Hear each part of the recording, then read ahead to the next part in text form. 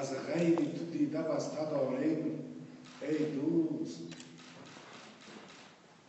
گفتی که به دل شکستگان نزدیکی، ما میزدیم شکستگان ای دوست.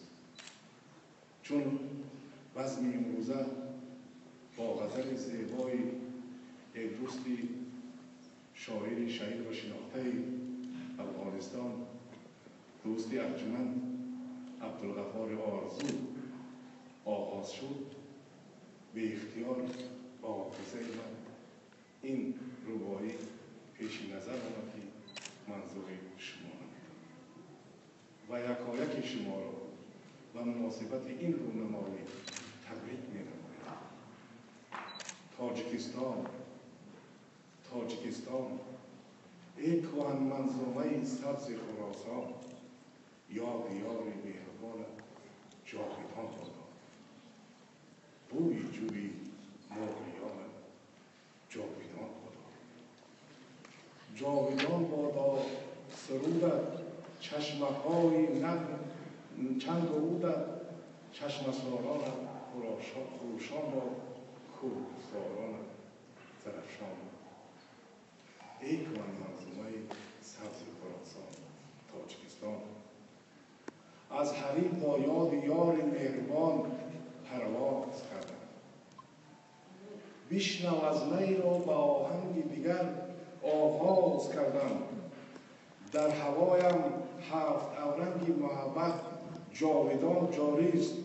در خرابات سخن آواز و آهنگ قناعت جاودان جاری است. از قناعت مومنی بینای عشقم جاودانه، موجی مستی پروری دریای عشقم جاودانه. مستی آمو زرفشان کرده بر زاوی سخن را، با خوجند دل کمال آورده آداب سخن را.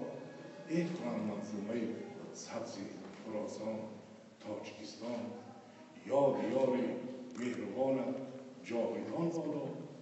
بوی جوی مغریان جاودان بادا.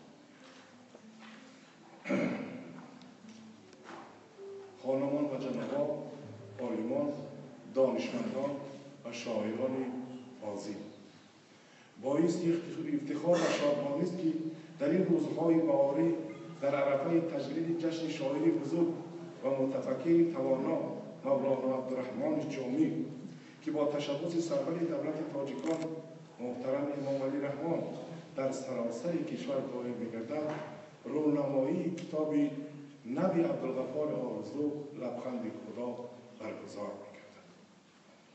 اگر عبدالرحمن جامی نکهت اندیشه و حکمت را در هرات استوار نموده، در رشد ادبیات و حکمت و فلسفه شرق و عموما بشریت جایگاه سزاواری را صاحب شده باشند و در دنیای بیکرانه معرفت شنا نموده، از خود تا بابا آثار گرانبها پرارزش سرشار از فن و حکمت را به میراث گذاشته باشند، امروز عبدالغفار آرزو باز از هرات باستانی و این کهن بهار شاهنامه‌ای